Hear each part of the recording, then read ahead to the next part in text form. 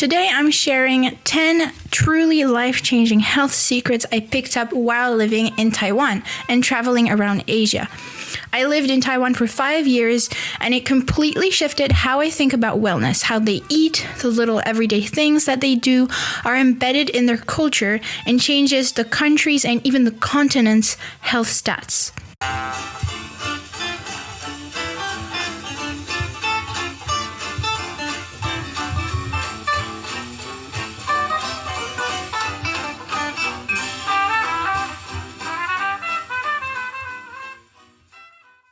It's Nova, and you're listening to the Supernova Shift podcast.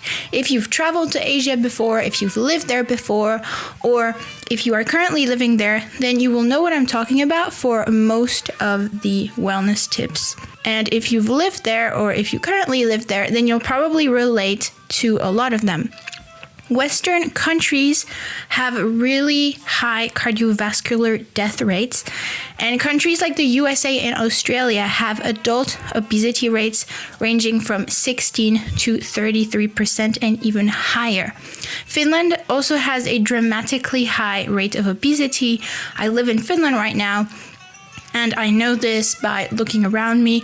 The Healthy Finland survey reports 30% of women and 27% of men that are obese. Obesity is most prevalent among people aged 40 to 64, where 1 in 3 are obese. When I read this, I was like, a third? That is insanely high. Overweight and obesity, so both, affect 63% of women and 72% of men over age 30. 72% is monstrous. After living in Finland for 3 years, I think it's really because of the insane amount of processed foods that are available over fresh produce, the high depression rates, and their very messed up eating times because they eat like 4 to 5 times a day. While in Asia, there was a really long list of all the obesity rates in all the different countries in Asia. I'm not going to read all of them because it's going to be really long, but they are overall a lot lower, a lot lower than the Western countries. And you're going to understand why after I share the things that I'm about to share.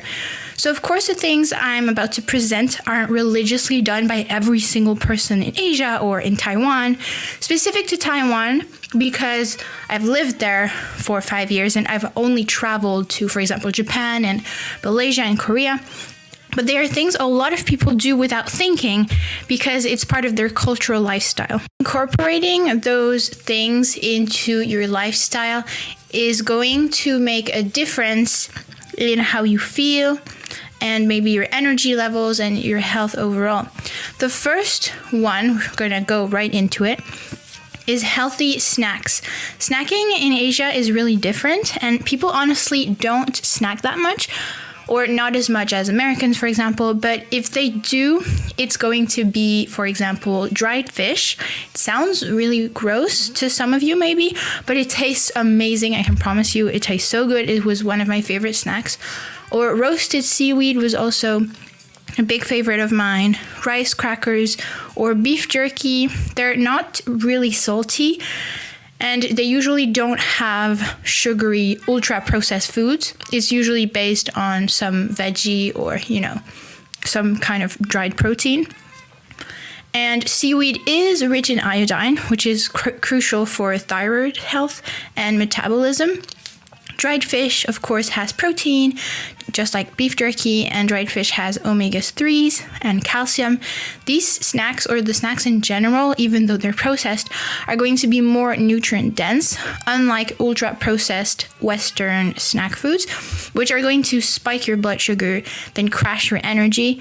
I think snacking in general is really a messed up habit that we have normalized, but eating outside of meals, aka snacking, really messes up your health. It's been trendy, like snacking is now something that is considered normal, but there are so much science and studies to support that it is unhealthy. I mean, it's so obvious. Weight gain and dental health are really obvious ones, but even if you snack a little bit, especially on sugary or high carb foods, that causes frequent blood sugar spikes.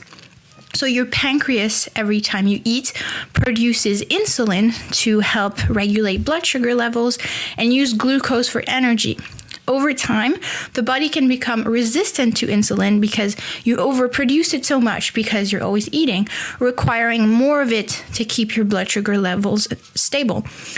So as a result, you can develop insulin resistance, which is a really bad sign because it usually happens before you get diabetes type 2. And of course, that disease has really long-term grave health consequences. So the Finnish myth that they still teach in school, if you're Finnish, you know this, you've been taught this in school. But for those of you who don't live in Finland, in health education class, they teach you that you should eat 5 times a day, which they still do to this day in Finland, or a lot of people do, to keep your blood sugar levels stable. That's the most ridiculous, false, dangerous thing they could ever teach in school, because then you're just eating small amounts of things all the time. Then your pancreas produces a lot of insulin, and a lot of people develop insulin resistance. And guess what country has a really high rate of type 2 diabetes? Finland and the USA, with a 10% rate of type 2 diabetes. Plus, it's going to disrupt your digestive health because it confuses your gut because you're always eating. That's why some people are going to do intermittent fasting. It's one of the reasons, because it lets your gut and just your digestive system rest. And it also keeps you bloated and creates a lot of discomfort, which nobody wants. The next one is really huge. It's Chinese medicine and natural remedies. So traditional Chinese medicine, also called TCM, is everywhere. It's practiced. You'll see those clinics that say traditional Chinese medicine clinics. And you see herbs everywhere, like in soups, teas, and even skincare. But there's dedicated shops that sell like these dried mushrooms and a lot of different herbs that have complicated Chinese names that I do not know. But basically you go, it's happened to me before, you go to the traditional Chinese medicine clinic and they prescribe you some kind of like herb mix, and then you go to the traditional shop where they give you the different herbs. And honestly, just visiting those kind of shops is really a cultural experience. But once I was really sick and Western medicine failed to help me, I was like coughing a lot. I had this type of asthma.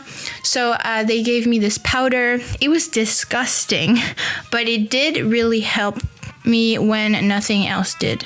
But Western cultures have recognized that traditional Chinese medicine supports organ balance and qi, which is the vital energy flow that continuously flows throughout your body. I don't know if you've heard about this before, but while qi is not something that science can measure, many herbs used in traditional Chinese medicine are now shown to regulate cortisol, reduce inflammation, and support immune function in peer-reviewed studies.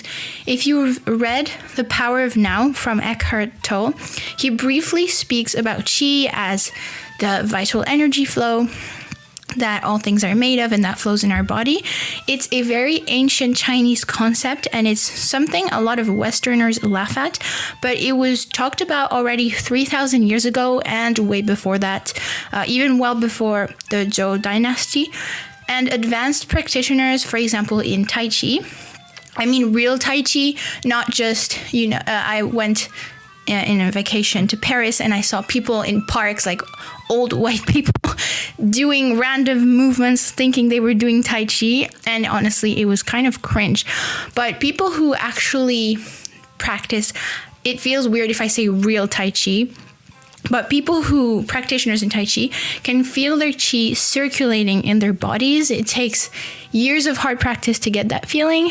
And I have never done Tai Chi before. I've done meditation, but I'm very far from that level. But my father, who started practicing in Taiwan, has started feeling qi circulating in his body. The qi is not something science can measure or explain, yet science can see the beneficial results of practices that interact with the qi. Like, for example, massages where you press on the meridians. I talked about in one of the skin videos, like pressing on different parts of your bodies is going to interact through like hidden energy flows. It's going to interact with your inner organs, which I think is amazing. And they do that with acupuncture as well. My father also had some really bad knee problem, and so he went to a traditional Chinese medicine clinic, and they did some acupuncture on his knee. It is quite brutal, in my opinion. I was small, and I remember it was kind of terrifying because they would put these glass globes kind of and needles on his knees, and it would make horrible bruises. So it's kind of brutal, but it actually works. The next one is actually really related to what I just said. It's Thai massages and acupressure or acupuncture. So health is the balanced flow of qi through the meridians, the energy pathways. There are maps of these pathways throughout the body in many Chinese medicine shops. You can see like a human body with a lot of different drawings and lines where the energy flows. Maybe you've seen some already in Europe, I don't know. I haven't seen any here, but illness is caused by stagnation or a blockage or imbalance of qi in your body. So that's why practices like acupuncture and pressing various meridians helps regulate it. It is very abstract, but science, or science as you know it, does recognize that Thai massages improves vagal tone, circulation, lymphatic drainage, just overall health. It also activates parasympathetic nervous system pathways. It literally calms your body down, enhances recovery. So it does prove that it works. My grandparents, they had a lot of problems in their back, and so when they visited us in Taiwan, they went to a massage shop, and it is very painful. I also went in Malaysia to get some massages. It was horribly painful because I remember it was a foot massage, and basically on your foot, if you press on different parts of the foot, it interacts with different parts of your body. So they just did a foot massage, and so the woman with her fingers and like her knuckles, she would press into different parts of my feet, and it hurt like horribly, and it's where a lot of tension is accumulated, and it affects different parts of your body, which I think is amazing. Now, let's go a bit further down into Tai Chi, because I feel like it's a thing a lot of people don't know about or have a big misconception of. Even though my dad practices it every morning and every night, or practices it almost daily when he has time, I wasn't even sure of the exact definition. So I found you a translated definition of Tai Chi from a foundational classical text on Tai Chi Chuan in the 18th century. So this is translated, but it should be pretty faithful. So Tai Chi Chuan is Tai Chi Chuan is a traditional Chinese martial art based on internal principles. It is rooted in the philosophy of yin and yang, using softness to overcome hardness and stillness to control motion. It is both a form of self-cultivation and moral refinement, and a method of harmonizing vital energy and nourishing life. I think, if I am not wrong, end of quote, of course, but I think if I'm not wrong, it was a form of martial art, except you would do it very, very slowly so that then you could control the movement more when you were actually doing it.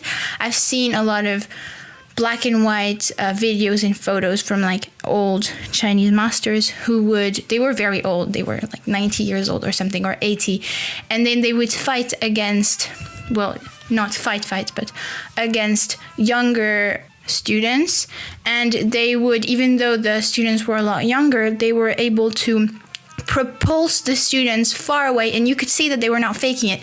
They were literally flying away from their master, because their master was able to, I don't know how to describe this, not create energy, but like push them without using their muscles, by using their chi. It may sound completely abnormal to you if you're listening to this, but it is something that is not talked about. Again, I think Asia and a lot of Asian countries have a lot of amazing secrets that have been developed in their culture thousands of years ago, and then we Westerners know nothing about, and that we should not laugh about it because sometimes they know better than us. I think definitely. And actually, fun fact, in Star Wars, what is referred to as the Force was inspired from the Chi, the vital energy flow that all things are made of. So if you rewatch Star Wars, you might watch it differently now because you know that it was actually inspired from Tai Chi. Another thing is that people go in temples to pray in, and if you've been to Taiwan and you've been into a temple, they are so beautiful and calm. I think they're even more beautiful than churches because there's all those decorations, like those dragons. Usually the roof of the temples have like sculpted dragons and statues. It's very beautiful. And even if I would not pray, or I'm not very religious, I still would feel calmer in these places. Kind of like being in a church, which is partly why I love visiting churches when I go somewhere, because they are such calm, reflective places. But Tai Chi, or science, shows that Tai Chi increases proprioception, which is a complicated word to just say body awareness. It lowers cortisol and enhances balance, but it's also been shown to improve blood pressure and reduce anxiety because the mindfulness aspect also stimulates alpha brain waves. It's kind of the same as when you're meditating. Your brain is going to go in or stimulate alpha brain waves. And another fun fact is that when my dad would practice Tai Chi, he noticed that his white hair would literally grow back black again. He would cut it and it would grow back black. Same for others. He's not the only person. His friends would be older. They would already be 70 years old or 60 years old. And they had started Tai Chi in the first place because they've gotten some serious illness to like cancer, and they were trying to get better, and it was actually working. So it was kind of like their cure. Tai Chi was also banned in some parts of China. So now it flourished in Taiwan because people would go to Taiwan to practice. This happened a while ago. It wasn't recent, of course. My next point is spices and ginseng. Now, everybody now on the internet knows that, for example, turmeric or ginger, garlic, chili, and ginseng are really, really good for your health. Now, everybody knows it. Everybody's incorporating it in their meals. But in Taiwan, it's in every meal. If you go into a restaurant or if you go to a friend's house, it's incorporated in every meal, and it leaves everything tasting really good, and it's boosting your health without you even knowing it. But science does recognize that ginger and garlic have antimicrobial, anti-inflammatory properties. Garlic contains antibiotics, I think, under some form. Chili boosts metabolism and fat oxidation. Ginseng supports adrenal health. If you remember your middle school biology classes, the adrenal glands are endocrine glands producing many important hormones. And since our body is governed by hormones, adrenal health is obviously really important, but also stamina and cellular energy. So cellular energy is basically the energy that cells need to successfully carry out their proper functions. So all these spices are actually going to stimulate thermogenesis, which is the process of heat production in organisms. Now, why does that interest us? It's because thermogenesis interests us because it's essential for metabolic health and weight regulation, which is why a lot of people are looking forward to improving their thermogenesis. The next thing is something that now Westerners have started to do.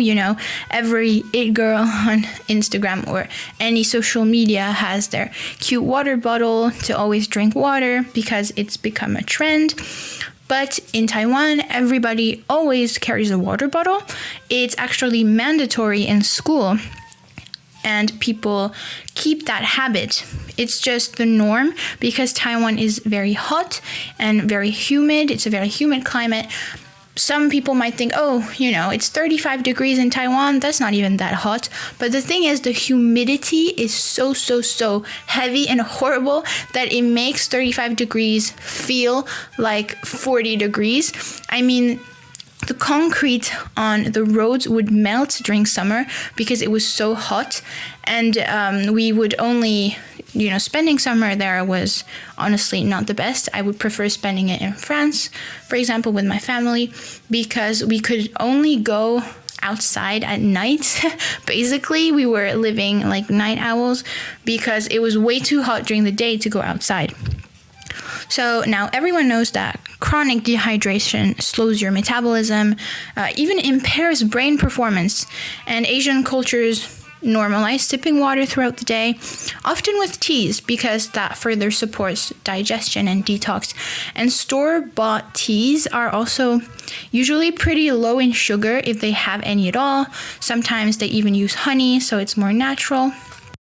But our bodies are made mostly out of 60% of water. So obviously, if you don't drink water, well, you're gonna die or you're gonna feel really bad. I have a friend who wouldn't take her water intake seriously, and it may or may not have caused some, not a disease, but it did cause a health problem or multiple health problems. And it's just really important that you drink enough water, because otherwise you're not going to feel great and it's going to impair your health in all levels of your life. The seventh tip, we're starting to go towards the end, is tropical fruits, and there's accessible fresh produce everywhere in local markets. Local markets overflow with a lot of fruits and vegetables and protein and just everything you might need that has been made or cultivated literally a kilometer away or in the mountains, because the cities are very busy cities, but the nature is just a few kilometers away. You just have to go in the mountains. And my favorite tropical fruits that we would eat there were dragon fruit, lychees, watermelon, mangoes, guava, passion fruit. I wasn't a big fan of passion fruit back then because the grains were very crunchy, but otherwise passion fruit juice is really good. And it was super affordable and it was everywhere, because now in Europe, just food is really expensive and it's hard to get healthy food, or it's hard to get really good quality protein. But there it's affordable and so easy to get. Plus, since the fruits have just been picked a few days ago or even like a night ago, they're really rich in all their vitamins. They haven't lost any of their vitamins. So vitamin C, antioxidants, fiber, enzymes. Like papayas are really rich in this certain type of enzyme. I think it's called papain or something like that. And there's just constant access to fresh produce, and that of course increases micronutrient density and reduces overall inflammation as a result. The eighth one is very closely linked to inflammation, because in Taiwan, dessert isn't a daily thing. Like I was surprised because in France, dessert is a thing. Even if it's just fruits, it doesn't have to be a sweet thing, but we always have dessert, or a lot of the time. But in Taiwan, it's not a thing. Or in Asia in general, after having a meal, there isn't going to be dessert.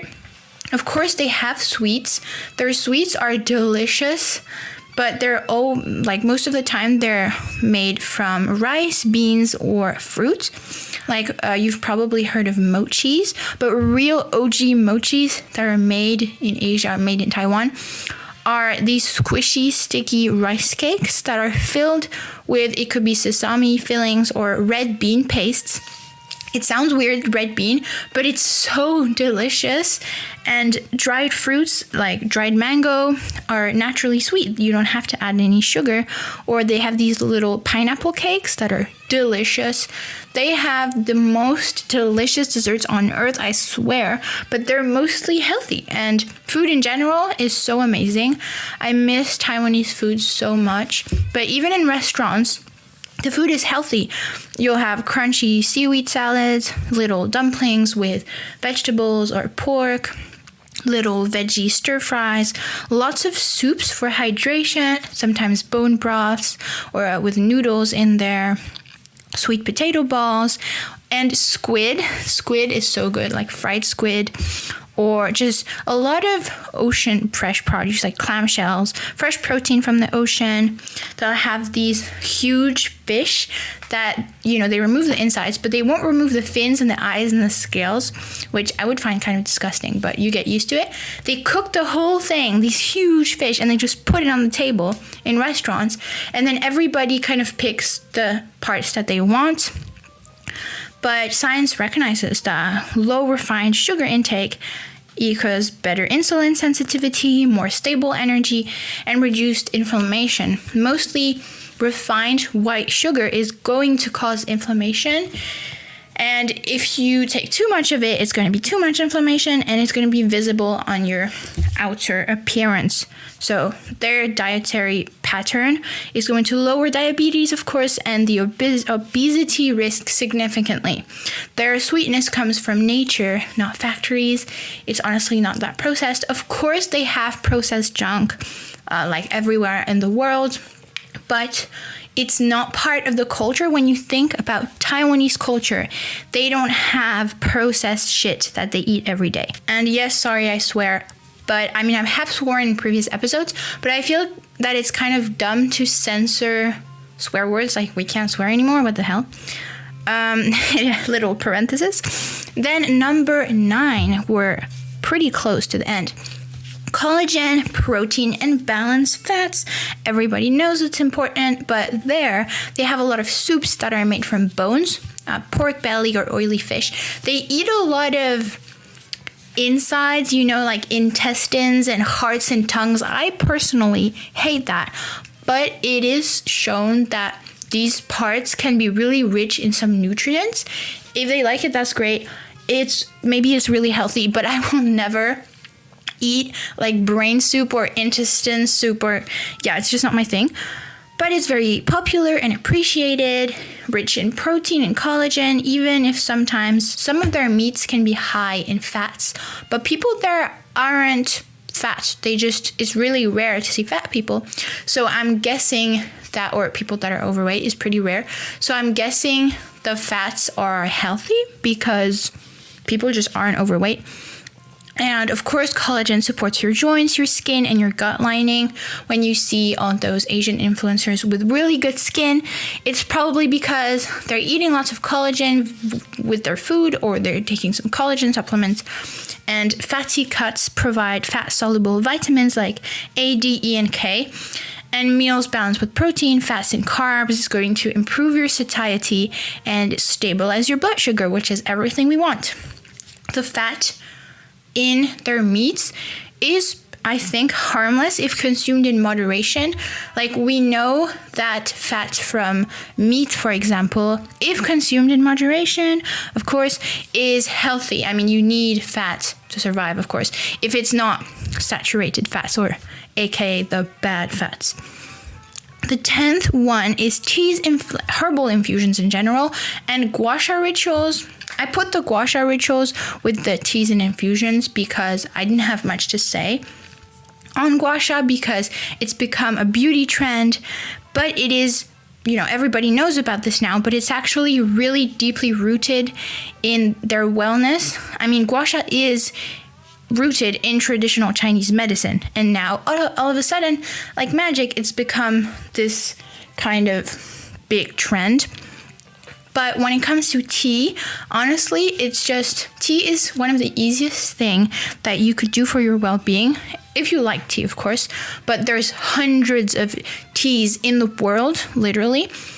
They offer teas in temples, in shops, in museums, in restaurants. You'll find tea everywhere. You can buy tea, brew your own tea at home. There's tea everywhere, literally. And tea contains polyphenols, which are powerful antioxidants that are going to reduce oxidative stress and support metabolism. I described oxidative stress more in detail in my other episodes. I just don't want to repeat myself every time I say something. But if you want to know more about that, you can look at my other episodes, especially a episode I did recently on metabolism that I recommend you check out. But herbal teas are going to support your liver detox, which I talked in the skin episode, and your digestion, your immunity, especially green tea. Green tea is a powerhouse for every health benefit you would ever need. So if you like green tea, continue drinking it because it's really good. But also black teas, white teas, all kind of teas are really good for you. As long as you don't put sugar in there, of course, because then it's kind of counterproductive. The last little tip before we head towards our outro is eating with chopsticks. This has become a new goal of mine because eating with chopsticks is going to slow you down. It's going to naturally slow your pace, of course, because it's harder to eat with chopsticks. And well, if you are really bad at eating with chopsticks, maybe you need a little bit of training. I think, honestly, it's not that hard. You just can't get as much of it on there. I think it's a big reason why people in Asia eat a lot less, but it still gives your satiety hormones time to work. So, for example, you'll have these, they'll give you these tiny little bowls, but like really tiny, and then you can put rice and vegetables in there, but you can take more later on. But when you finish that little bowl, you're like, okay, well, maybe I'll take another one, but then I won't be hungry anymore because I've eaten so slowly. And especially traditional breakfasts have like congee, rice porridge, eggs, tofu, vegetable, rice, all these things that you need that will stabilize your blood sugar and strong digestion to start your day. So it's traditionally, a lot of people have really good breakfast with protein and vegetables and eggs. Like they won't have the traditional French breakfast, honestly, I think is a bad thing in our culture because, or if you eat that every day, it's not really healthy. In France, the traditional breakfast is white bread with jam on top or like croissants, and just sugary stuff for breakfast is so bad because it's going to spike your blood sugar, start inflammation in your body, and carbohydrates or glucose on carbohydrates for breakfast is not exactly the best thing you could do for your well-being. But a lot of French people still eat that way, and I don't think it's going to change soon, but in Asia it isn't that way. So I hope it's going to inspire you for your future breakfasts. I loved living in Asia, and I would dream of living there again one day. I love how they know a lot more than the West does on health and things like Tai Chi or meridians that we Europeans know almost nothing about. So I think, honestly, traveling to Asia is a great, great culturally enriching experience that I would 100% recommend you go to on your next travel. But even though we have our cherished science, science as we know it, we have way higher obesity rates and cardiovascular death rates than countries in Asia. So we can't really think that we're better. I know that some people are like, yeah, we're better than them because, I don't know, it's kind of racist to say that because honestly, I think they know way more than us on some subjects. So yeah, I hope you really liked this episode. You can check out our Instagram, the Supernova Shift podcast, where we have posts about random things concerning wellness and health. It could be inspiration, it could be motivation, it could be breakfast ideas, it could be literally anything. So stay tuned for that, check it out. And remember that next Monday we're coming with a brand new episode. So I'll see you then.